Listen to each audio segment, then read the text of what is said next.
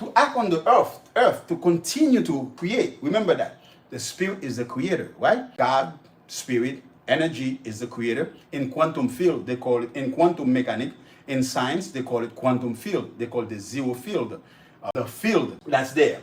And that field, in one of the image that when you see, that's what represent the consciousness that represent God. When you see this in science, and what you see in science, when you do physics, chemistry, what is the first thing that you start in physics, in chemistry, to write an atom, an element, aluminum or oxygen, water, has hydrogen and oxygen. What you do is a circle with this dot in the middle, and then you got a dot here, which is electron and proton that you put here. From there, you add another element in it, you change it, it's not water, H2O, hydrogen. So now this is science. This is how the spirit, how the law of cause and effect. The cause is in the spirit.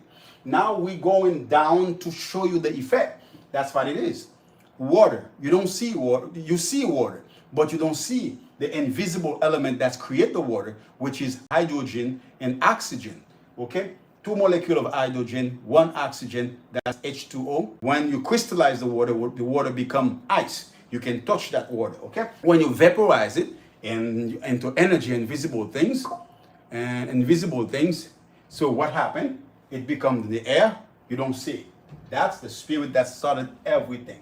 It comes into energy. And then we use the brain to become physical. From your brain, when the spirit consciousness get into your brain, what it does, its job of the spirit is to make you think, make you imagine, is your thought, because that's what the spirit does over the brain, the physical membrane organism that it's create for it to react, to act into the physical world. So the brain receive the impression of the spirit, and then the brain said, I'm thinking. The brain views down, we got thoughts.